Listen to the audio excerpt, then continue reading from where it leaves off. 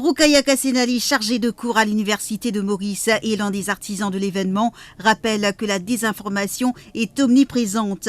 Pour elle, il faut d'abord comprendre le phénomène pour pouvoir trouver des solutions pour la contrer. Disinformation, quand essayer de counter disinformation, nous connaissons disinformation aujourd'hui, presque universel, nous trouvons ça dans tout bon scénario, qu'il soit politique, économique, social.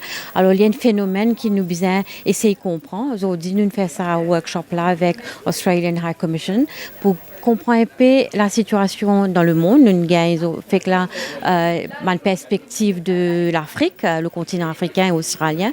Et dans les deux prochains panels, nous pouvons comprendre un peu ce qui peut arriver dans Maurice. Parce qu'il nous connaît, Maurice est dans disinformation, mais pas assez compréhension ou bien awareness autour de sa thématique-là. Alors aujourd'hui, c'est vraiment tous les stakeholders, les journalistes, les professionnels de la communication pour une conversation, une data commissioner, une ICTA qui est là, pour comprendre un peu et pour une conversation un peu franche, ouverte sur la désinformation et qui va faire collectivement. Roukaya Kassenali ajoute qu'un rapport sera publié très prochainement afin de faire l'éducation du public sur la désinformation.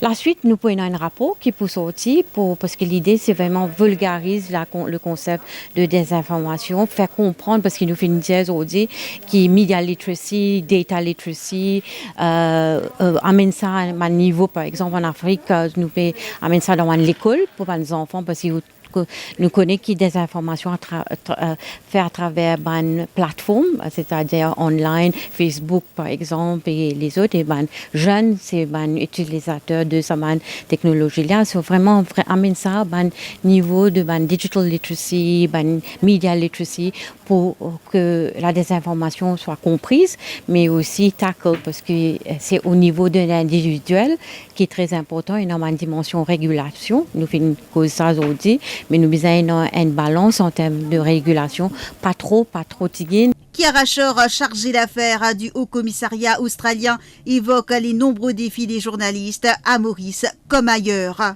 I think there are certainly challenges in Mauritius, but what is interesting is that they're not unique challenges to Mauritius. A lot of the pressure that journalists are under around the world are quite similar.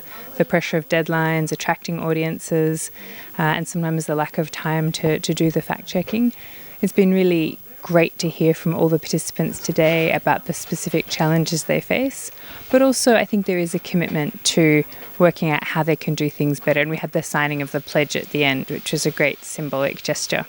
Jean-Luc Moutoussamy, journaliste et expert en médias, estime que les réseaux sociaux sont des acteurs de la désinformation car contrairement aux médias traditionnels, ils n'ont pas de ligne éditoriale. Il demande aux internautes d'être plus critiques avant de partager des nouvelles. C'est intéressant qu'il nous aborde ce sujet-là parce que de plus en plus aujourd'hui, ban médias qui nous appellent mainstream, mais ban médias qui sont installés, je trouve ça dans une concurrence directe avec ban réseaux sociaux.